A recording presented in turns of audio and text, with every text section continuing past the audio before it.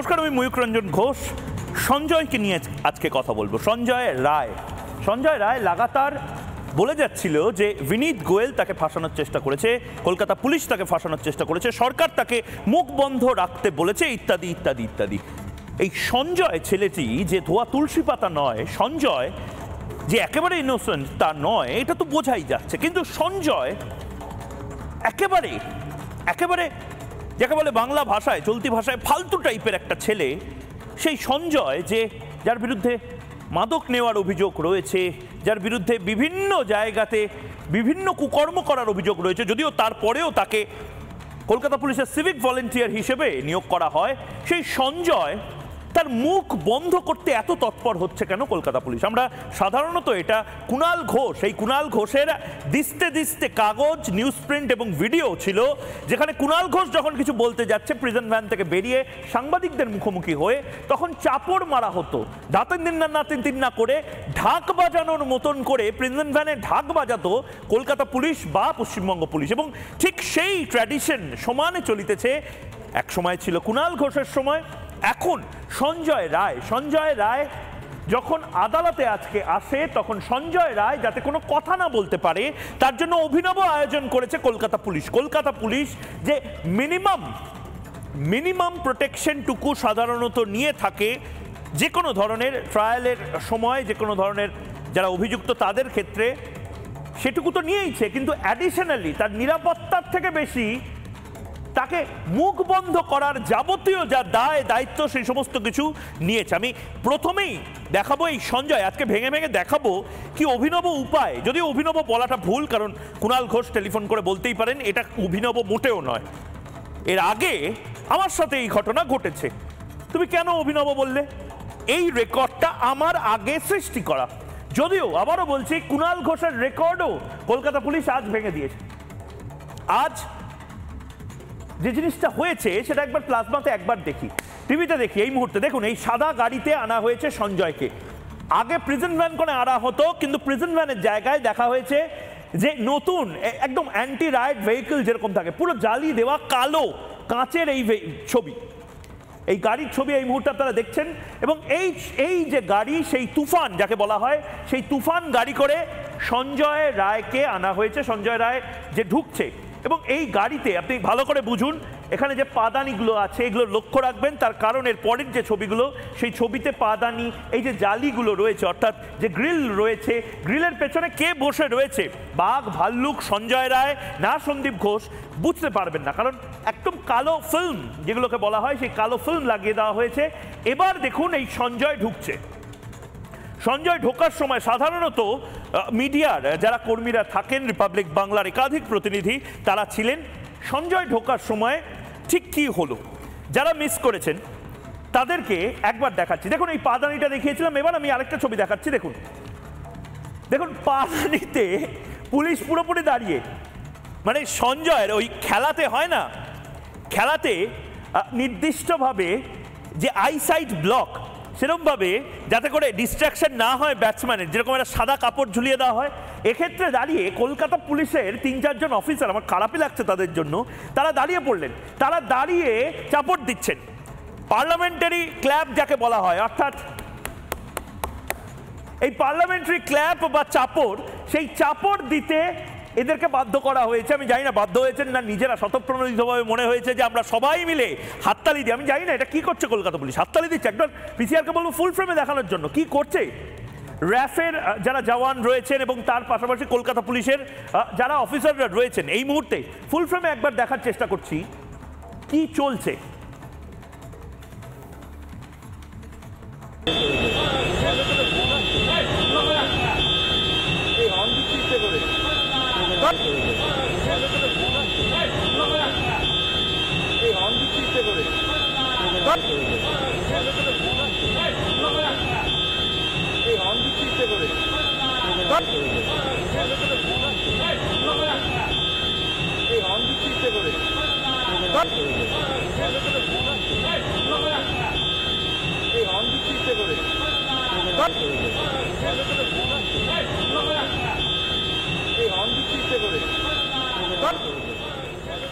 আপনি শুনলেন নিশ্চয়ই টানা একটা হর্নের শব্দ। ওখানে কিন্তু কোনো জ্যাম নেই, ওটা কোর্ট চত্বর, অর্থাৎ কোর্ট চত্বরের মধ্যে টানা। আপনারা যারা গাড়ি চালান, ওই হর্ন প্রেস করে রেখে দিয়েছে ড্রাইভার। সঞ্জয়ের গাড়ি চালাচ্ছে যে ড্রাইভার, সে হর্ন প্রেস করে রেখে দিয়েছে। কেন?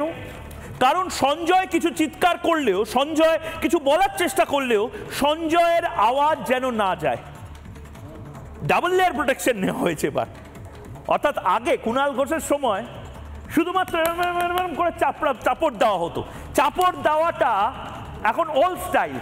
কলকাতা পুলিশ বদলাচ্ছে, নতুন হচ্ছে। কলকাতা পুলিশ এখন চাপড় দেওয়ার পাশাপাশি হর্ন বাজাচ্ছে, টানা হর্ন।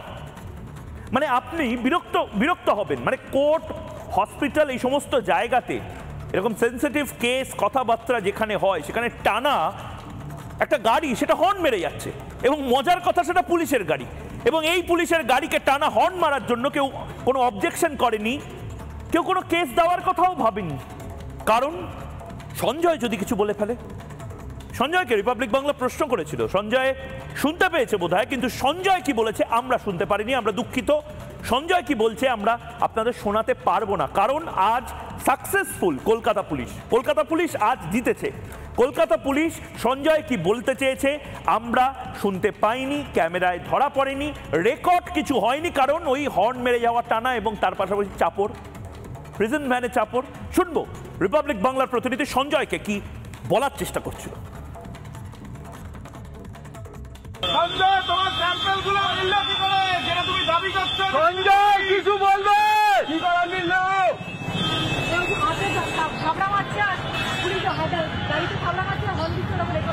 সঞ্জয়, তোমার স্যাম্পলগুলো মিলল কি করে, যেটা তুমি দাবি করছো? সঞ্জয় কিছু বলবে? কি করে মিলল?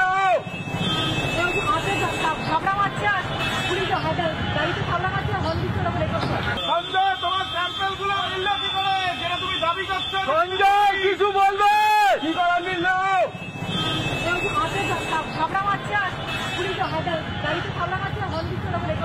সঞ্জয়, তোমার স্যাম্পলগুলো মিলল কি করে, যেটা তুমি দাবি করছো? সঞ্জয় কিছু বলবে? কি করে মিলল?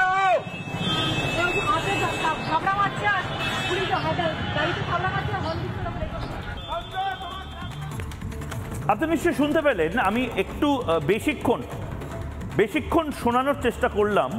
প্রতিনিধি যে কথা বলছে তার পাল্টা সঞ্জয় কি বলছে সেটা শোনার কোনো অবকাশ নেই, সম্ভব নয়। কারণ আজ আমি বলছি না কলকাতা পুলিশ আজ জিতেছে। কলকাতা পুলিশ ফার্স্ট রাউন্ডে যেভাবে আউট হয়েছে, সেকেন্ড রাউন্ডে যেভাবে আউট হয়েছে, থার্ড রাউন্ডে আজ কলকাতা পুলিশ জিতেছে। কলকাতা পুলিশ সাকসেসফুলি সঞ্জয় রায়, সে আজ আবার কার নাম বলে দেয় সেই ভয়ে বা ভয় পাওয়ার মতন একটা বাতাবরণ তৈরি হয়েছে। তার জন্য লাগাতার যে হর্নটা প্রেস করেছিল, খুব বিরক্তি লাগছিল। কোর্টে যারা সাংবাদিকেরা ছিলেন তারাও বলেছিলেন, আইনজীবীরা বলেছিলেন যে টানা একটা গাড়ি, সে গাড়ি সঞ্জয়কে নিয়ে আছে, টানা হর্ন বাজিয়ে যাচ্ছে। আর হর্ন বাজিয়ে যাচ্ছে মানে হর্নটা প্রেস করে রেখেছে। ভাবুন, এরকমভাবে একদম চাপ দিয়ে যদি হর্নে রাখা হয় তাহলে যে শব্দটা হয় ঠিক সেই শব্দটা হচ্ছে। এবং তার পাশাপাশি চাপড় বা পার্লামেন্টারি ক্ল্যাপ বা অ্যাপ্রিসিয়েট করা। আমি জানি না কলকাতা পুলিশ অ্যাপ্রিসিয়েট করছিল, মুখ বন্ধ করছিল, না এমনি চাপড় দিচ্ছিল, ওপরতলা থেকে নির্দেশ এসেছিল বলে। নওশাদ সিদ্দিকীর ক্ষেত্রেও আমি কুণাল ঘোষের কথা বললাম। কুণাল ঘোষেরটা আপনারা সবাই দেখেছেন, মানে চোখে লেগে থাকা বলে না, সেই চোখে লেগে আছে ছবিটা। কিন্তু কুণাল দা বা কুণাল ঘোষ ফেল করে গেছেন। কুণাল ঘোষের রেকর্ড ব্রেক। কুণাল ঘোষের ধারে কাছে আসবে না। আজকে সঞ্জয়কে নিয়ে কলকাতা পুলিশ যে টেকনোলজি অ্যাপ্লাই করলো, একজন হর্ন মারছে টানা, একজন চাপড় দিচ্ছে, একজন গার্ড করে রেখে দিয়েছে কালো কাপড় দিয়ে গোটা গাড়িটাকে ঢাকা, তার উপরে গ্রিল, তার উপরে চারদিক থেকে সবাই চিৎকার করছে নে কথা বল। নওশাদ সিদ্দিকীর সাথেও এই জিনিসটা হয়েছিল। মানে এটাকে একটা টেকনিকে নিয়ে গেছে কলকাতা পুলিশ। আমার ধারণা পুলিশের যে ট্রেনিং, সেই ট্রেনিংয়ের মধ্যেও এবার হয়তো এটাকে ইনক্লুড করা হবে, বা যদি ইনক্লুড করা থাকে আমার ভুল, সেই ভুলটা কারেক্ট করিয়ে দেবেন আপনাকে। নওশাদ সিদ্দিকী যখন জেলে গেছিলেন মনে আছে নিশ্চয়ই, নওশাদ সিদ্দিকী লাগাতার কিছু বলার চেষ্টা করছিল। নওশাদ সিদ্দিকীর সময়, মানে আমি বলছি সঞ্জয় রায়ের রেকর্ড আর কেউ বোধহয় টাচ করতে পারবে না, নওশাদ সিদ্দিকীও না। কুণাল ঘোষের পর নওশাদ সিদ্দিকীর সময়ও ঠিক এভাবেই করা হয়েছিল, চাপড় দেওয়া হয়েছিল, কিন্তু নওশাদ সিদ্দিকীর সময় এরকমটা বোধহয় হয়নি। আমি একবার দেখব।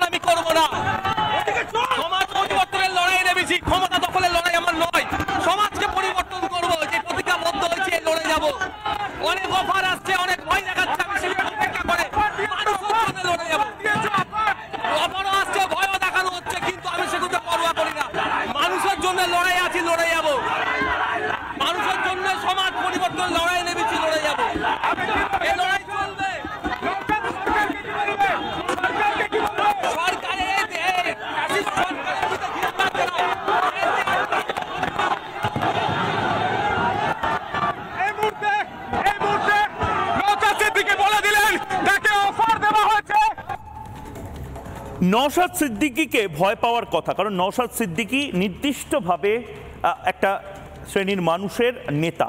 নওশাদ সিদ্দিকী একটি দলের প্রতিষ্ঠাতা চেয়ারপারসন। নওশাদ সিদ্দিকীর থেকেও বেশি ভয় সঞ্জয় রায়কে। এটা সঞ্জয় রায় একটা মত্ত অবস্থায় ঘুরে বেড়ানো একটা একেবারে রাউডি হিস্ট্রি শিটার যাকে বলে, দাগি আসামির মতন একটা ছেলে। সেই ছেলেটি ভয়ঙ্কর রকম সমস্ত র্যাকেটের মধ্যে মেশামেশি করে। সে অত্যন্ত ঘৃণ্য একটি ক্রাইম, অর্থাৎ রেপ অ্যান্ড মার্ডার। আমরা জানি না এখনো মৃত অবস্থায় তাকে রেপটা করা হয়েছিল কিনা, বা রেপ করার পরে তাকে কি ভয়ঙ্করভাবে মারা হয়েছে, তাতে যদি সিঙ্গুলারলি একেবারে এককভাবে এই সঞ্জয় রায় ছিল, এটা যদি প্রমাণিত হয়, এই সঞ্জয় রায়কে, মানে এই চোরকে পুলিশ ভয় পাবে কেন? এই খুনিকে পুলিশ ভয় পাবে কেন? এই ধর্ষককে পুলিশ ভয় পাবে কেন? এবং এই প্রশ্নটাই বারবার করছি, সঞ্জয় রায়কে এত ভয় যে সঞ্জয় রায়ের মুখ বন্ধ করার চেষ্টা হচ্ছে। আচ্ছা, বাই দ্য ওয়ে, এই মুহূর্তে আমার কাছে পিসিআর বলছে যে একবার আপনাদেরকে দেখানোটা উচিত যে গাড়িতে করে সঞ্জয়কে নিয়ে আসা হয়েছিল, এবং যে গাড়ি, মানে ভাবুন, আজমল কাসাবকেও বোধহয় এভাবে মানে সাউন্ড প্রুফ গাড়ি করে নিয়ে আসা হয় না, যেভাবে আজ মনে হচ্ছে রেকর্ডিং স্টুডিও, গান রেকর্ড করবে কোনো বড় সিঙ্গার, সঞ্জয় রায় বলে বড় সিঙ্গার আছে, সে হয়তো গান রেকর্ড করবে বলে পুরো সাউন্ড প্রুফ একটা রুম যেরকম হয় রেকর্ডিং রুম, সেরকম সাউন্ড প্রুফ একটা গাড়ি করে আনা হয়েছে। ভেতরে সাউন্ড প্রুফ, বাইরে তারস্বরে চিৎকার হচ্ছে, মনে হচ্ছে চৈত্র সেল বসেছে। এক অদ্ভুত সার্কাস চলেছে আজ, একবার দেখুন তো। এই যে গাড়িটি দাঁড়িয়ে রয়েছে, এই গাড়িতে করে জেল থেকে সঞ্জয় রায়কে আনা হয়। মূলত এই গাড়িগুলি, এই ধরনের গাড়িগুলি বিশেষভাবে তৈরি, এমনি সাধারণ গাড়ি, কিন্তু গাড়ির যে উইন্ডোগুলো, গাড়ির যে কাঁচগুলো, সেগুলো একেবারে কালো কাঁচ, অর্থাৎ বাইরে থেকে ভিতরে কে বসে আছে সেটা দেখা যাবে না। এর পাশাপাশি গাড়ির প্রত্যেকটা সাইড উইন্ডোতে ওয়াল দেওয়া বা গ্রিল দেওয়া, লোহার গ্রিল দেওয়া।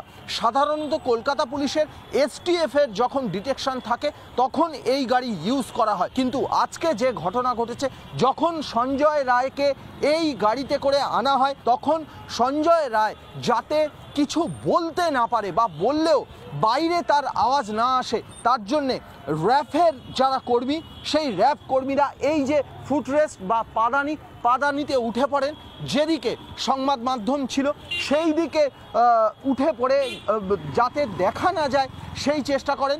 এর পাশাপাশি যখন তাকে এই গাড়ি থেকে বের করা হচ্ছিল, তখন র্যাফের কর্মীরা, পুলিশ, তারা এই গাড়ির যে রুফ, সেই রুফ হাত দিয়ে বাজাতে থাকে। পুলিশের এই যে গাড়ি, এই গাড়িটিও ছিল, এই গাড়িটি কন্টিনিউয়াসলি কোর্টের মধ্যে, অর্থাৎ আদালত চত্বরের মধ্যে প্রবেশ করে কন্টিনিউয়াসলি এই গাড়িটি তখন হর্ন দিতে থাকে। ভিডিও জার্নালিস্ট পিনাকি নন্দীর সঙ্গে সৈকত, রিপাবলিক বাংলা, কলকাতা। সঞ্জয় আতঙ্ক, জলাতঙ্ক হয় সেরকম সঞ্জয় আতঙ্ক। কলকাতা পুলিশে যেন একটা নতুন ভাইরাস এসেছে, সঞ্জয় আতঙ্ক।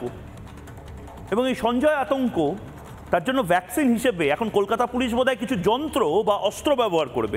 ক্রাইম ডিটেকশনে এই অস্ত্রগুলোর কোনো প্রয়োজনীয়তা নেই, কিন্তু যেরকম মগজাস্ত্র থাকে গোয়েন্দাদের, সেরকম শব্দাস্ত্র ব্যবহার করতে হবে হয়তো এই সঞ্জয়ের ক্ষেত্রে দাঁড়িয়ে। এক ইউনিক কেস, এই ইউনিক কেসে সঞ্জয়ের মুখ বন্ধ করার জন্য কি শব্দাস্ত্র, সারা পৃথিবীতে শব্দ বন্ধ বা মুখ বন্ধ করার জন্য গণতান্ত্রিক উপায় কি শব্দাস্ত্র ব্যবহার সাধারণত করে থাকা হতে পারে। এরপর কলকাতা পুলিশ যেদিকে এগোচ্ছে, তাতে কাল্পনিকভাবে আমি আপনাদের দেখানোর চেষ্টা করছি কি শব্দাস্ত্র কলকাতা পুলিশ নতুন করে টেন্ডার ডেকে কিনতে পারে এই সঞ্জয় রায়ের মুখ বন্ধ করার জন্য। কারণ একটা গোটা সিস্টেম যেভাবে তথ্য বিকৃতি, এভিডেন্স ট্যাম্পারিং, এই যে প্লেস অফ অকারেন্স, সেই প্লেস অফ অকারেন্সে ভাঙচুর বা বিভিন্ন ডকুমেন্টস বদলে দেওয়ার জন্য নেমে পড়েছিল একটা গোটা সিস্টেম, সেরকম আজ এই সঞ্জয়, আমি আবারও বলছি, সঞ্জয় ধোয়া তুলসী পাতা তো নয়, সঞ্জয় ইনোসেন্ট একেবারেই নয়।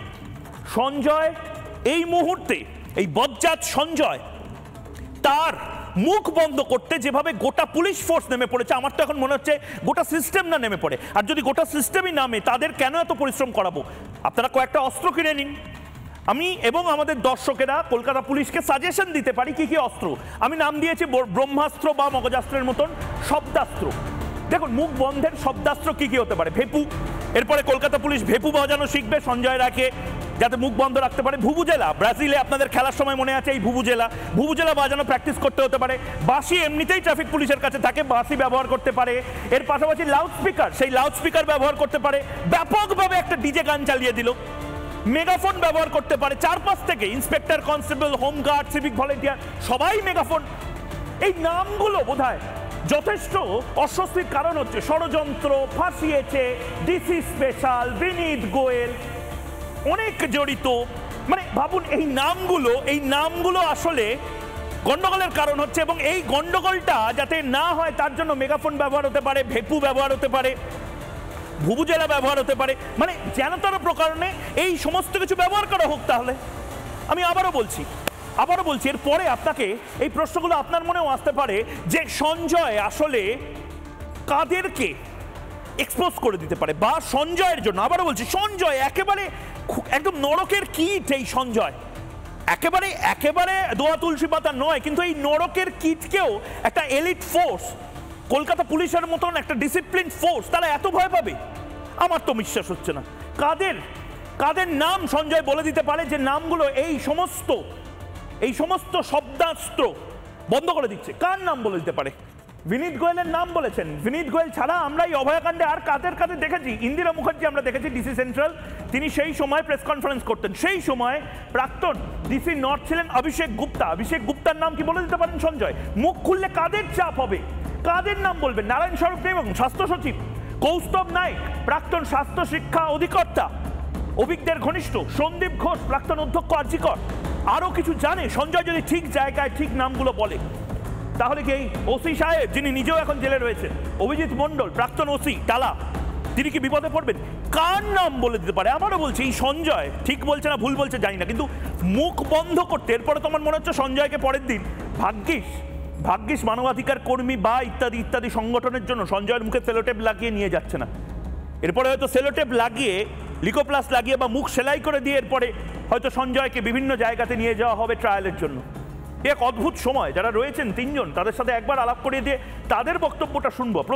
প্রাথমিক বক্তব্য তিনজনের শুনবো। এই মুহূর্তে আমার সাথে স্টুডিওতে রয়েছেন অরিত্র দত্ত বণিক, অভিনেতা; আমার সাথে মোক্ষা রয়েছে, অভিনেত্রী; এবং আমার সাথে ফিরদৌস শামীম রয়েছে, আইনজীবী। আমি ফার্স্টে ফিরদৌস শামীম আপনার কাছে যাবো। দুটো জিনিস। এক, এটা করছে কেন কলকাতা পুলিশ? মানে কুণাল ঘোষের রেকর্ডও ভেঙে দিয়েছে। আর দুই, এই যে গাড়িটা ব্যবহার করেছে ফিরদৌস দা, ওটা আমার খুব চোখে লাগছে। এই গাড়িতে যে পুরো ফিল্মটা, অর্থাৎ কালো যে মোটা ফিল্মটা ওই কাঁচে ব্যবহার করা হয়েছে, এই মোটা কাঁচে, ওপেক যাকে বলা হয়, কোনো ভেতরে কে আছে বাইরে কে আছে দেখা যায় না, ওই কাঁচের গাড়ি নিয়ে আপনি যদি যান, কালকেই আপনাকে ট্রাফিক সার্জেন্ট কেস দেবে। এই গাড়িতে এই মোটা পুরো কাঁচ এবং কালো কাঁচ, এই জিনিসটা হচ্ছে কেন? মানে কি ভয়? এটা সঞ্জয়ের মতন একেবারে ভয়ঙ্কর বজ্জাত একটা লোককে এত ভয় পাচ্ছে কলকাতা পুলিশ? দেখুন, আমি প্রথমেই বলি, আপনাদের এই যে আরজিকরের খুন ধর্ষণ কাণ্ডে এখনো পর্যন্ত অভিযুক্ত হিসাবে সঞ্জয় রায়ের তার ট্রায়াল চলছে, এবং দুজনের নাম কিন্তু চার্জশিটে উল্লেখ থেকে একথা বলা হয়েছে যে পরবর্তীতে সাপ্লিমেন্টারি চার্জশিট দেবে, এটা বোঝা যাচ্ছে। তাদের মধ্যে একটি অত্যন্ত গুরুত্বপূর্ণ নাম, সেটা হচ্ছে, এবং গুরুত্বপূর্ণ ব্যক্তি যিনি এখন জেলে আছেন, তিনি হচ্ছেন টালা থানার ওসি। এখন ভাবুন যে আরজিকরের যে খুন ধর্ষণ, সেটি যে শুধুমাত্র মানে তথ্য প্রমাণ লোপাটের জন্য একমাত্র টালা থানার ওসি দায়ী থাকবেন, আর কলকাতা পুলিশের অন্যান্য সমস্ত আধিকারিকরা ধোয়া তুলসী পাতা, কারোর কোনো যোগ নেই। ইনকোয়েস্ট রিপোর্টে যেখানে নির্দিষ্টভাবে বলা আছে যে কোথায় ইনজুরি আছে, তা সত্ত্বেও কলকাতা পুলিশ এইটা এস্টাবলিশ করতে উঠে পড়ে লাগে যে এটা আত্মহত্যা। এরপরে নিশ্চিতভাবে সঞ্জয় রায়ের যে বক্তব্যগুলো অত্যন্ত গুরুত্বপূর্ণ হয়ে যায়। তার কারণ দেখুন, এখনো পর্যন্ত টালা থানার ওসি কিন্তু গ্রেপ্তার, সন্দীপ ঘোষ গ্রেপ্তার, সঞ্জয় রায় তার ট্রায়াল চলছে, তিনি চার্জশিটের অপরাধী, চার্জশিটের অভিযুক্ত। ফলে এই অবস্থায় দাঁড়িয়ে সঞ্জয় রায় এবং সে সিভিক ভলেন্টিয়ার হিসেবে সে কেন ওখানে গেল, কিভাবে পৌঁছলো, তারপরে সাবসিকুয়েন্টলি তথ্য প্রমাণ লোপাটের জন্য টালা থানার ওসি যুক্ত, এই যে বিষয়গুলো, এর বাইরে যে যে নামগুলো উঠে এসছে, বিশেষ করে পরিবার বেশ কিছু অভিযোগ করেছে নির্যাতিতার পরিবার, সেটা হলো যে এই কলকাতা পুলিশের আধিকারিকরা তাকে সরাসরি সেই পরিবারকে সরাসরি ঘুষ দিতে গেছে। এখন বুঝতেই পারছেন একাধিক পুলিশ আধিকারিকের নাম উঠে আসছে। এই অবস্থায় দাঁড়িয়ে সঞ্জয় রায় অত্যন্ত গুরুত্বপূর্ণ কিছু কথা বলছেন। কিন্তু সঞ্জয়, ফিরদৌসদা আমাকে ক্ষমা করবেন, আমি একটু ইন্টারাপ্ট করছি। সঞ্জয় তো কোর্টেও বলতে পারতো এই কথাগুলো, সিবিআইকে বলতে পারতো। সঞ্জয় এই কথাগুলো তো বাইরে একেবারে নির্দিষ্টভাবে সাংবাদিকদের সামনে বলছে। এবার আমি যদি বলি এটা হাওয়া গরম করছে, সঞ্জয়কে কেউ বুঝিয়েছে, সঞ্জয় নির্দিষ্টভাবে এই নামগুলো বলছে এবং সে কারণে হয়তো কলকাতা পুলিশ মুখ বন্ধ করার চেষ্টা করছে। কলকাতা পুলিশ খুব শিশুসুলভভাবে মুখটা বন্ধ করার চেষ্টা করছে, কুণাল ঘোষের সময়ও হয়েছিল, কিন্তু করছে কেন? মানে পেছনের সাইকোলজিটা কি? পেছনের সাইকোলজি খুব পরিষ্কার, সেটা হচ্ছে শাসকের বিড়ম্বনা, প্রশাসনিক বিড়ম্বনা। তার কারণ আপনি দেখবেন কুণাল ঘোষ পর্বে এটা হয়েছিল, তার কারণ সেই সময় কুণাল ঘোষ মুখ্যমন্ত্রীর নাম বলতেন, আর আজকে এই সঞ্জয় রায় একাধিক পুলিশ আধিকারিকের নাম বলছেন। ফলে কি হচ্ছে, আসলে প্রশাসনিকভাবে যে কোথাও সংযুক্ততা রয়েছে এই দুষ্কর্মের সঙ্গে, এটা প্রশাসনের জন্য একটা বিড়ম্বনা তৈরি করছে এবং এই প্রশাসনিক বিড়ম্বনা সেটা শাসক দলের বিড়ম্বনায় পরিণত হচ্ছে বলে এই যে পুলিশ, ধরুন এই যে যেটা আপনাদের সংবাদ মাধ্যমের সামনে একটা মন্তব্য করছে, সেই মন্তব্যে কি হচ্ছে, শাসক বিড়ম্বনায় পড়ছে। এই শাসকের প্রশাসনিক বিড়ম্বনা থেকে এই রেহাই পাওয়ার জন্য এই সমস্ত কর্মকাণ্ড করছেন। কিন্তু এই সমস্ত কর্মকাণ্ডের পিছনে আমি একটা আইনগত কথা বলি। দেখুন, যে কোনো অ্যাকিউজ তার কিছু অধিকার থাকে। আপনি নিশ্চিতভাবে একজন অ্যাকিউজকে যখন আপনি এই কোর্ট প্রাঙ্গণ পর্যন্ত নিয়ে যাচ্ছেন, সেই সময় আপনি অ্যাকিউজকে এইভাবে তাকে বিড়ম্বিত করবেন, সেটা কখনোই কাঙ্ক্ষিত নয়। এবং সবথেকে বড় কথা, যে আমাদের যে ট্রাফিক যে আইন, সেই ট্রাফিক আইনে আপনি যে কথা ইন্ডিকেট করতে চাইছিলেন, সেখানে সেই আইন যেমন আপনার ভেহিকেলসের জন্য প্রযোজ্য, সেই আইন কিন্তু পুলিশের ভেহিকেলসের জন্য প্রযোজ্য। কিন্তু তারা কি করছেন, সেই সমস্ত আইন ভঙ্গ করে একজন অ্যাকিউজডের যে রাইট, সেই রাইটকে, তিনি কাস্টডিতে থাকলেও তাকে তো তার মানবিক অধিকারগুলো দিতে হবে। আপনি সেই মানবিক অধিকারের বাইরে গিয়ে আপনি বলবেন যে সে একজন, আমি ধরে নিলাম দরকার খাতিরে সে ধর্ষিত, মানে ধর্ষক বলে প্রমাণিত হবে হয়তো, কিন্তু তার অর্থ এই নয় যে পুলিশ তাকে ওই কোর্ট পর্যন্ত নিয়ে যাওয়ার পর্বে তাকে বিড়ম্বিত করবেন। তার স্বাভাবিক সাধারণ যে মানবিক অধিকারগুলো, সেগুলো তাকে এক্সারসাইজ করতে দেওয়া হবে না, এটা কখনোই কাঙ্ক্ষিত নয়। আসলে এটা করছেন তার কারণ কলকাতা পুলিশের উচ্চতম আধিকারিকদের নাম, ঊর্ধ্বতন আধিকারিক কর্তৃপক্ষের নাম যেহেতু সঞ্জয় রায় বলে, এবং সেখান থেকে আবার যদি নতুন কোনো ফাইল ওপেন হয় এবং সেখান থেকে যদি সাধারণ মানুষ আবার নতুন করে কোনো রাস্তায় নেমে আবার নতুন করে জুনিয়র ডাক্তাররা যদি কোনো পদত্যাগ দাবি করে ইত্যাদি ইত্যাদি, আমি বুঝতে পারছি। আরেকটা জিনিস, আরেকটা প্রশ্ন, সেই প্রশ্নটা আপনাদেরও করছি আমি, এবং সেই প্রশ্নটা একবার আমি দেখে নিই, এটাও কি সম্ভাবনা থাকতে পারে? এবং এই সম্ভাবনার জন্য আজকে সঞ্জয় রায় মুখ বন্ধ করাটা অত্যন্ত জরুরি। আমি দেখব কি আড়ালের চেষ্টা করা হচ্ছে। পুলিশের তথ্য বিকৃতিতে মদত, সেটা হয়েছিল, উঁচুতলার সরাসরি যোগ রয়েছে। সঞ্জয় রায় অভয়া ধর্ষণ খুনে নির্দিষ্টভাবে তার নাম জড়িত, কিন্তু নির্দিষ্ট কাউকে কি বাঁচানো হয়েছে? যেটা সঞ্জয় সত্যিই এতদিন চেপে গেছিল, এতদিন পরে তার হুঁশ ফিরেছে। সে সিবিআইকে বলতে পারে, সে কোর্টে বলতে পারে, কিন্তু সে কি বলার চেষ্টা করছে? 4 নম্বর পয়েন্ট, দুর্নীতির পান্ডাকে আড়াল করার চেষ্টা করছে। নির্দিষ্টভাবে সঞ্জয় বুঝতে পেরেছে তার পাশে না কলকাতা পুলিশ আছে, না রাজ্য সরকার আছে, না হেলথ ডিপার্টমেন্ট আছে। স্বাস্থ্য সিন্ডিকেটের চাইকে বাঁচানো, সঞ্জয় তো জানতো স্বাস্থ্য সিন্ডিকেটের চাই কে বা কারা। সঞ্জয় তো এই দালাল চক্রের সাথে যুক্ত ছিল। বেডের দালালি, সেই বেডের দালালির মাথা কে?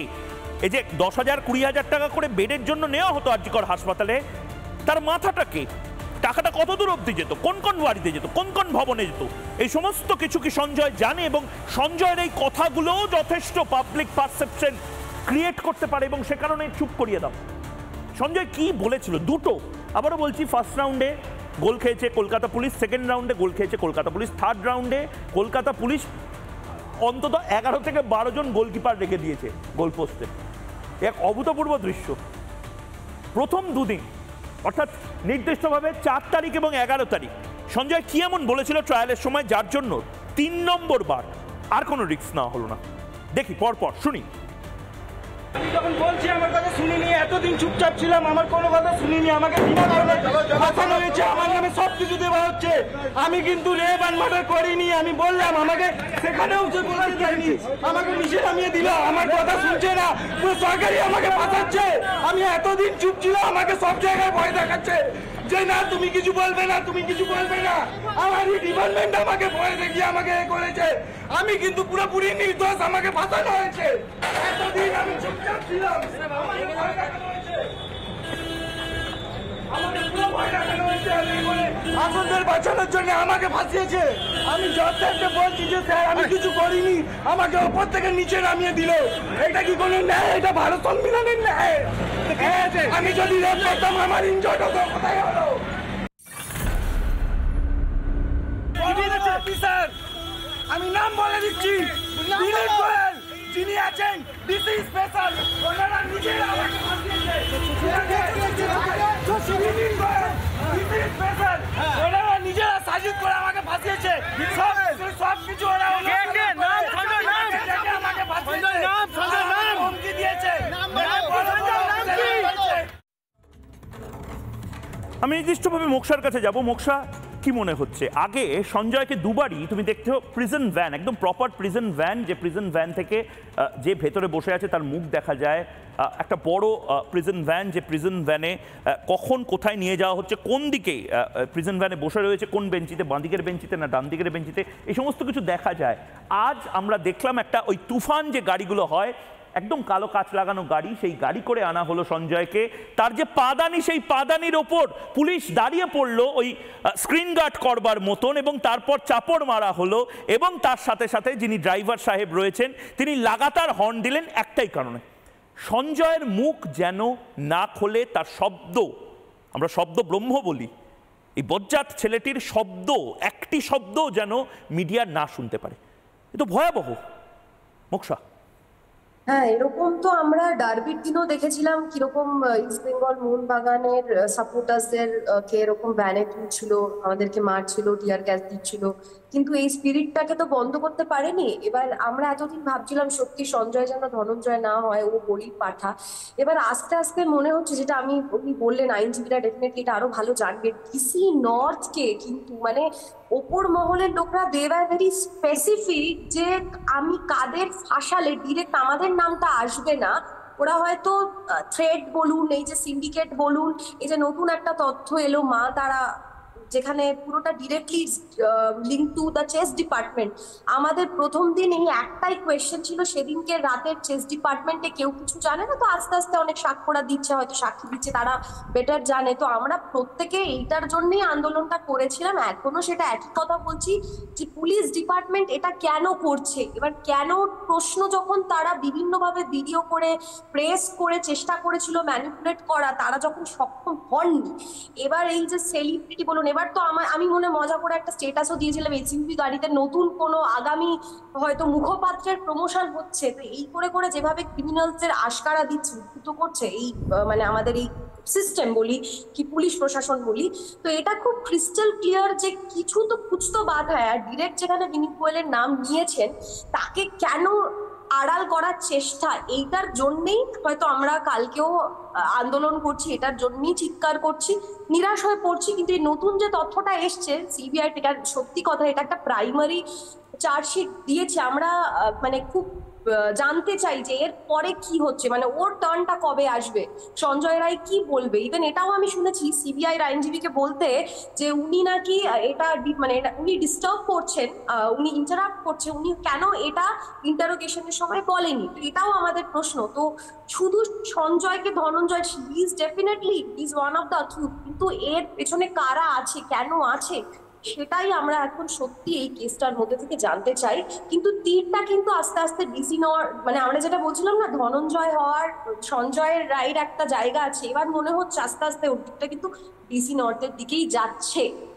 বেশ বেশ বেশ, আমি এবার অরিত্রর কাছে যাব। অরিত্র খুব ক্লোজলি এই কেসটাকে প্রথম দিন থেকে ফলো করছে এবং ট্রায়ালটাও খুব ডিটেলে ফলো করছে। অরিত্র, দেখুন, প্রথম কথা হচ্ছে যে এখানে যে বিষয়গুলো নিয়ে আলোচনা হচ্ছে আমি একটু ক্লারিফাই করে দিই। আমি যেহেতু ব্যক্তিগতভাবে ট্রায়াল প্রক্রিয়া শিয়ালদহ আদালতে ফ্রিকুয়েন্টলি থাকছি, প্রথম কথা, সঞ্জয় রায়ের মানবাধিকার লঙ্ঘন হয়নি। এবং তাকে জেল কাস্টডি থেকে আনা, তাকে তোলা, এই সমস্ত জায়গায় সঞ্জয়ের গায়ে হাত দেওয়া, তাকে মারধর করা বা ইত্যাদি, যেগুলো জেনারেলি একসময় আমরা ওই টিনেমায় দেখে থাকি, সেই সমস্ত আমার সামনে আমি যতক্ষণ ট্রায়ালে উপস্থিত ছিলাম এবং কোর্ট প্রক্রিয়ার মধ্যে তো অবশ্যই সেটা হয়নি।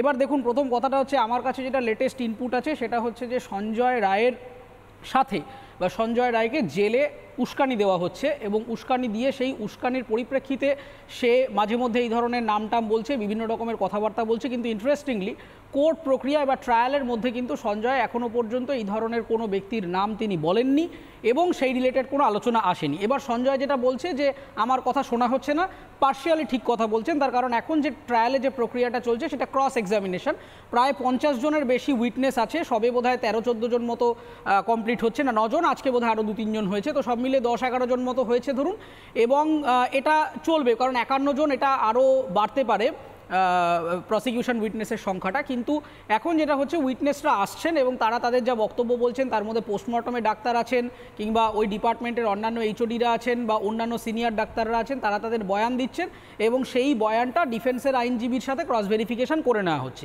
এবার ঘটনা হচ্ছে যে তাহলে সঞ্জয় এদের নাম বলছেন কেন? দেখুন, আমার সঞ্জয়কে ব্যক্তিগতভাবে দেখার ফলে যেটা অভিজ্ঞতা হয়েছে সেটা হচ্ছে প্রথম কথা পুলিশের বোকামি, আমি একদম স্পষ্টভাবে বলবো। যদি মনে হয়ে থাকে যে মিডিয়ার কাছে সঞ্জয় এই কথাটা মানে বলে ফেলতে পারে, অন্য কারো নাম বলে ফেলতে পারে, সেটা উস্কানিতে হোক কিংবা নিজের ইনোসেন্স প্রুফ করার জন্য, যে কোনো কারণেই হোক, তাহলে মিডিয়ার যে উইংস বা বক্সগুলো তৈরি করা হয়েছে সেটা কিন্তু পুলিশ চাইলেই মেন কোর্টের বিল্ডিং থেকে আরেকটু দূরে করতে পারে, যাতে কনভয়টা ঢুকে যাওয়ার পর সেটা হয় না। পুলিশ ইচ্ছা করে এরকম একটা মিসম্যানেজমেন্ট সিচুয়েশন তৈরি করছে যাতে ও নামবার পরে এরকম করবে। এবং আমার এটা দেখে মনে হচ্ছিল যে কলকাতা পুলিশের এখান থেকে বোধহয় ফিল্মে বা সাউন্ড ডিজাইনিংয়ের লোক নিয়ে যাওয়া উচিত, যেভাবে দরজা চাপড়ে, বাঁশি বাজিয়ে, ভুবুজেলা বাজিয়ে যেরকম তারা করছেন, এটা ভালো সাউন্ড ডিজাইনার হতে পারবেন, র্যাফ ট্যাফের লোকেদের থেকে আমরা ভালো টেকনিশিয়ান কিছু পেতে পারি এবং এক্স্যাক্টলি ফলি আর্টিস্ট আমরা ভালো কিছু পেতে পারি এখান থেকে। দ্বিতীয় কথাটা হচ্ছে সঞ্জয় তাহলে কেন এই নামগুলো করছেন? আমার যেটা ব্যক্তিগত অবজারভেশন সেটা হচ্ছে যে সঞ্জয় রায় এই ঘৃণ্য ক্রাইমটি করেছেন এবং সেটা চার্জশিটে বলা হয়েছে, ফরেন্সিকের সাথে ম্যাচ পাওয়া গেছে, সেটা অন্য প্রসঙ্গ। আপনাকে যেটা মানে মাথায় রাখতে হবে সেটা হচ্ছে সঞ্জয় রায় এখন বুঝতে পেরেছেন যে তিনি তো ফাঁসছেনই চারিদিক থেকে, কিন্তু তার যেটা প্রশ্ন মনে তৈরি হচ্ছে যে আমি আজকে যে এই যে খুল্লা একটা হাসপাতালে যাওয়া, সেখানে কুকর্ম করা, এই লাইসেন্সটা আমাকে কারা দিয়েছে? এই লাইসেন্সটা আমাকে এই যে সে ডিপার্টমেন্ট বলছে না, এটা পুলিশ ডিপার্টমেন্ট নাকি সন্দীপ ঘোষ এবং তার লবি নাকি সরকারি প্রশাসনের হাত ছিল সেই জন্য তাকে দেওয়া হয়েছে, সেটা আমরা আরও ট্রায়ালের পরবর্তী ক্ষেত্রে জানতে পারবো। কিন্তু মজাটা হচ্ছে আপনি যদি ভালো করে সারা বাংলাটা দেখেন, সিভিক ভলান্টিয়ার হায়ারিংটা সম্পূর্ণ ত্রুটিপূর্ণ। তার কারণ হচ্ছে এখানে প্রপার কোনো পরীক্ষা নিয়ে ব্যাকগ্রাউন্ড ভেরিফিকেশন করে এই ধরনের কিছু হয় না। দ্বিতীয় কথা হচ্ছে সমস্ত জায়গায় এই সিভিক ভলান্টিয়ারদেরকে কিন্তু বিভিন্ন পুলিশ অফিসার, সবাই নয়, কিছু বদমাশ পুলিশ অফিসার আছে, তারা কিন্তু সেলসম্যানের মতো ব্যবহার করে। আপনি রাস্তা দিয়ে যাবেন, দেখবেন যে একটু বড় অফিসার সে কিন্তু গাড়িতে বসে আছে।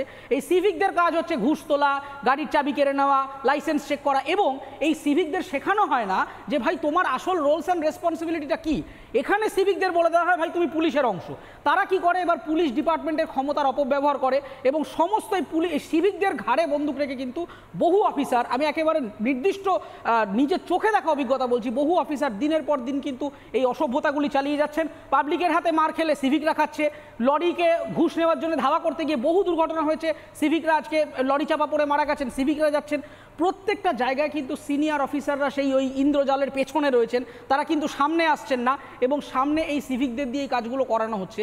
এবং আমার ধারণা যে সঞ্জয় রায় তিনি কিন্তু বুঝতে পারছেন যে এই ক্রাইমে তিনি হয়তো সোললি অ্যাকিউজ, কিন্তু এই ক্রাইমটা করার মতো অ্যাক্সেস তাকে কে দিল?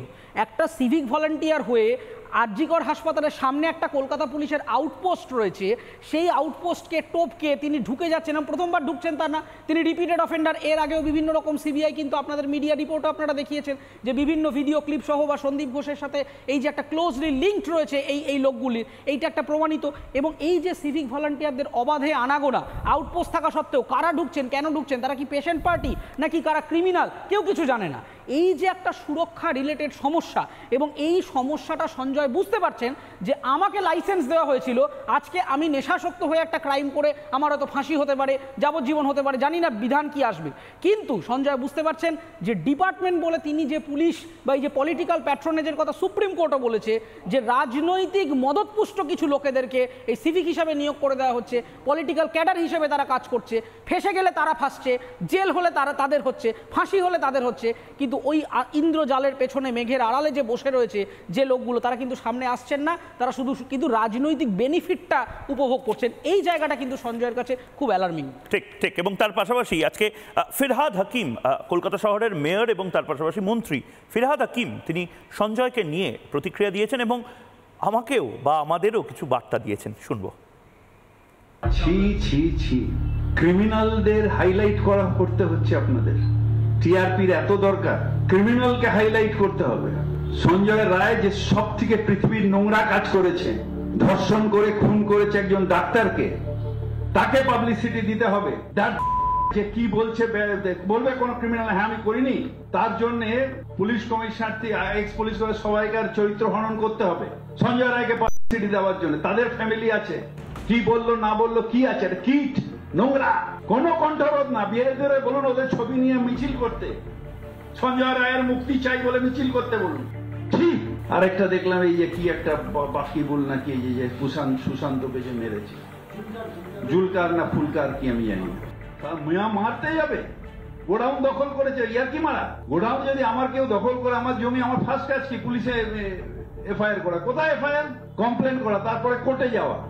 আমার সম্পত্তি আপনি দখল করবেন, আমি তো কোর্টে যাব। কোথায় কেস? খুন করতে এসে ফেসে গেছে, এখন সব করছে আর আপনারা সেগুলোকে পাবলিসিটি দিচ্ছেন।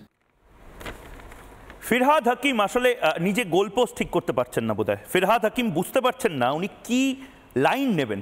কালকে ফিরহাদ হাকিম বললেন পুলিশের টোটাল ফেলিয়ার, ইন্টেলিজেন্স ফেলিয়ার, গোটা বাংলা বুঝলো বা গোটা বাংলা গেস করলো আসলে উনি কলকাতা পুলিশের নয়, রাজ্যের পুলিশ মন্ত্রীর পদত্যাগ হয়তো চাইছেন, বা রাজ্যের পুলিশ মন্ত্রী ব্যর্থ, অপদার্থ, সেটা হয়তো বলার চেষ্টা করছেন।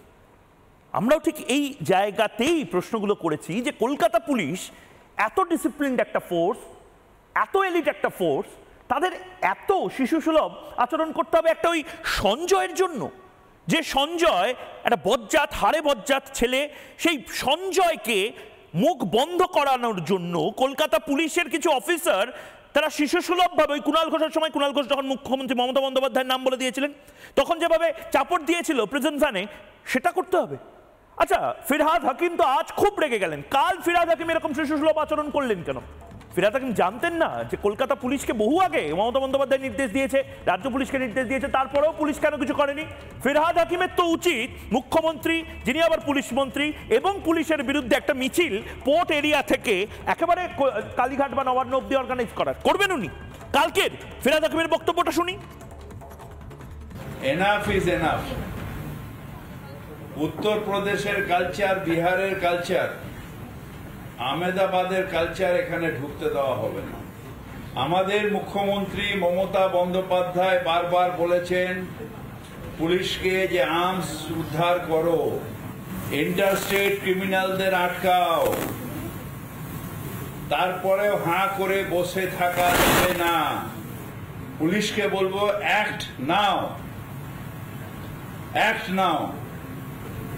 মুখ্যমন্ত্রী বলার পরে কেন আর্মস ঢুকছে, কি করে আর্মস ঢুকছে, ইন্টেলিজেন্স কোথায়, নেটওয়ার্ক কোথায়? ব্যারাকপুরেও তাই দেখলাম, বাইরের ক্রিমিনাল, এখানে বাইরের। হোয়াইট এত বাইরের ক্রিমিনাল আসছে কি করে? Where is the network?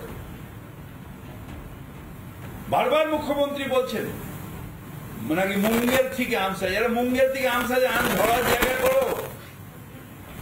যদি জল জমে, আমাকে তো জল জমার ব্যবস্থা করতে হবে, জল না থাকলে আমায় ব্যবস্থা করতে হবে। সেরকম তোমাকেও তো যখন বাইরের থেকে আর্মস আছে, সে আর্মসটা না আসাতে তোমায় ব্যবস্থা করতে হবে। পুলিশকে বলছি অ্যারেস্ট করো, গোষ্ঠী নয়। ক্রিমিনালকে অ্যারেস্ট করো, তাকে জিজ্ঞেস করো কে আছে। যদি গোষ্ঠী হয়, গোষ্ঠীকে অ্যারেস্ট করো। ফিরহাদ হাকিম নিজে আসলে বুঝতে পারছেন না ফিরহাদ হাকিম কি বলবেন। কাল ফিরহাদ হাকিম এত রেগে গেলেন পুলিশের ওপর, আজ আবার পুলিশকে ডিফেন্ড করতে গিয়ে মিডিয়ার ওপর বা রিপাবলিক বাংলার ওপর রেগে গেলেন। আমরা তো এই প্রশ্নটাই করছি, ফিরহাদ হাকিম সাহেব, আপনি এবং আমি, আপনি বরঞ্চ জবাব চাই বাংলাতে আসুন, এসে একটা ইন্টারভিউ দিন আমাকে, বা আমরা দুজনে মিলে কথা বলি। আমরা এটাই এক্স্যাক্টলি বলছি যে রাজ্যের পুলিশ কাজ করছে না। আমরা এক্স্যাক্টলি এটাই বলছি যে সঞ্জয়কে নিয়ে আমাদের একটা প্রাইম টাইম শো করতে হচ্ছে, কারণ সঞ্জয় একটা হাড়ে বজ্জাত ছেলে। সে হাড়ে বজ্জাত ছেলে যাকে হয়তো কাল ফাঁসি দেওয়া হবে, তাকে তার মুখ বন্ধ করতে এখন এরকম ভাবে চাপড় দিচ্ছে। আর তৃতীয়ত সবচেয়ে ইম্পর্টেন্ট পয়েন্ট, ফিরহাদ হাকিম সাহেব আপনাকে বলছি, মুখ্যমন্ত্রী মমতা বন্দ্যোপাধ্যায়ের কথা অনেকবার আপনি বললেন, আপনি হয়তো ভুলে গেছেন মুখ্যমন্ত্রী পুলিশ মন্ত্রী এই রাজ্যে, এবং মুখ্যমন্ত্রী 3 বছর আগে বকটুই কাণ্ডের সময় যে আর্মস রিকভারির কথা বলেছিলেন, আপনি অনেক উত্তরপ্রদেশ বিহার ইত্যাদি ইত্যাদি বললেন। উত্তরপ্রদেশ বিহারে যোগী বা অন্যান্য বিহার সরকারের যারা মুখ রয়েছেন তারা যে কাজটা করেন সেটা আপনারা করছেন না। মুখ্যমন্ত্রী মমতা বন্দ্যোপাধ্যায় ঠিক কি বলেছিলেন 3 বছর আগে বকটুই কাণ্ডের সময়? দেখব আমরা এমন পানিশমেন্ট আমি দেখতে চাই পুলিশ করবে যাতে কোনোদিন এরা এই ধরনের জিনিস করতে না পারে, এবং এদের দেখে শিক্ষা নেবে অন্যরাও যাতে এটা না করতে পারে। আর সমস্ত জায়গায় সারা বাংলায় তল্লাশি চালাও, যেখানে বোমা আছে, যেখানে যন্ত্রপাতি আছে, সব উদ্ধার করতে হবে। এবং পুলিশ যে অ্যাক্টিভলি কাজ করবে তাকে সালাম জানাবে, আর যে অ্যাক্টিভলি কাজ করবে না, এনজয় করে বেড়াবে, তাকে পুলিশে চাকরি করার প্রয়োজন নেই। ফিরহাদ হাকিম বুঝতে পারছেন না ফিরহাদ হাকিম কোন লাইন নেবেন। ফিরহাদ হাকিম একসময় কলকাতা পুলিশকে প্রশ্নচিহ্নের মুখে দাঁড় করিয়ে দিচ্ছেন, বলছেন intelligence failure, enough is enough. আবার অন্যদিকে আবার বলছেন আমাদেরকে বলছেন যে টিআরপির জন্য সঞ্জয়কে নিয়ে কথা বলতে হবে। কলকাতা পুলিশ তো এই কাজ করছে ওই কাজ করছে, আমি জানি না, কিন্তু ফিরহাদ হাকিমকে নিয়ে এই মুহূর্তে ব্রেকিং নিউজ এসেছে, এটাও দেখতে হবে এই মুহূর্তে। খুব ভালো করে দেখুন এই খবর। কলকাতা শহরের মেয়র বলছেন, খোদ মেয়রের ওয়ার্ডের জমি বেদখলের অভিযোগ, এটা কলকাতা শহরের মেয়র তিনি বলছেন। ভাবুন কতটা অসহায় আমাদের যারা জনপ্রতিনিধি, তারা সরকারি জমি বেদখল মেয়রের ওয়ার্ডে। মাথায় রাখুন মেয়রের ওয়ার্ড, সেই মেয়রের ওয়ার্ডের পাশেই একদম মুখ্যমন্ত্রী থাকেন, তার থেকে একটু দূরে ডিফ্যাক্টো চিফ এই মুহূর্তে যাকে তৈরি করার চেষ্টা হচ্ছে অভিষেক বন্দ্যোপাধ্যায়, তিনি থাকেন। হাইফাই এলাকাতেও কলকাতা শহরের মেয়র কতটা অসহায়, আর আমরা কোথায় যাব? একবার শুনি ফিরহাদ হাকিম নতুন কি বললেন। নিশ্চয়ই আছে, সরকার করছে, তো সরকার করছে সরকারি জমি যেগুলো অবৈধভাবে দখল হয়েছে তাগুলো পরিষ্কার করছে। অনেকগুলো জায়গায় তারা কোর্টে চলে গেছে। আমার পাড়ায় একটা সরকারি জমি আছে, সেই জমিটা ছাড়াতে পারলে আমি ওখানে একটা চেতলা থানা করব, আমার এটা 10 বছরের স্বপ্ন। আমি মেয়র, আমি মন্ত্রী, 10 বছর ধরে পারছি না, তার কারণ হাইকোর্টে কেসটা পড়ে গেছে। এই ইউএলসির জমি আমি 10 বছর ধরে চেষ্টা করছি, তারিখ পে তারিখ পাচ্ছি না। একটা পাবলিক ইউটিলিটি করব, একটা ইলিগাল লোক বসে আছে ওখানে পাবলিকে, আমাদের সরকারের জমি, ইউএলসি হয়ে গেছে সরকারের, তার ব্যাপারে বেনিফিট নিয়েছে সরকারের জমি, তারপরেও আমরা হাঁ করে আমি চেষ্টা করে যাচ্ছি, পারছি না। মানে ভাবুন এই শহরে যদি গুলি চলে মেয়র হাত তুলে দেবে, এই শহরে যদি ধর্ষণের ঘটনা ঘটে পুলিশ মন্ত্রী বলবেন আমরা বুঝতে পারিনি, এই শহরে যদি দুর্নীতির ঘটনা ঘটে আপনাদের বলছি যারা ডিএল লটারির টিকিটটা কেনেন না 6 টাকায় 1 কোটির জন্য, এই শহর এবং গোটা দেশে ডিএল লটারি যখন দুর্নীতি করে বেরিয়ে যাবে সবাই বলবে যাক যা গেছে তা যাক। এই মুহূর্তে যে ব্রেকিং নিউজ আমাদের কাছে আসছে, ডিএল লটারি কাণ্ডে আরও টাকা উদ্ধার, তল্লাশি চালিয়ে টাকার পাহাড় উদ্ধার, মোট 12 কোটি টাকা উদ্ধার করেছে ইডি, 6.42 কোটি ফিক্সড ডিপোজিট বাজেয়াপ্ত করেছে। এর পাশাপাশি একাধিক ডিজিটাল তথ্য, 6 রাজ্যে 22 জায়গায় ডিএল লটারি কাণ্ডে 12 কোটি টাকা উদ্ধার করা হয়েছে। এই মুহূর্তে বড় ব্রেকিং নিউজ, ডিএল লটারির এই 6 টাকায় 1 কোটি টাকা পাওয়ার যে প্রলোভন, যে প্রলোভনের অনেক ফাঁদ পেতে রাখা হয়েছে এবং কলকাতা শহর এবং পশ্চিমবঙ্গে বলা হচ্ছে শাসকের পকেটে এই টাকা চলে যাচ্ছে। একটা ছোট্ট বিরতি নেব, একটা বিরতির পর ফিরে আসছি, সঙ্গে থাকুন এবং তার পাশাপাশি কথা হোক চোখে চোখ রেখে, কারণ আমরা অসহায় হলে আমাদের পেছনে আর কেউ নেই। একটা ছোট্ট বিরতির পর ফিরে আসছি।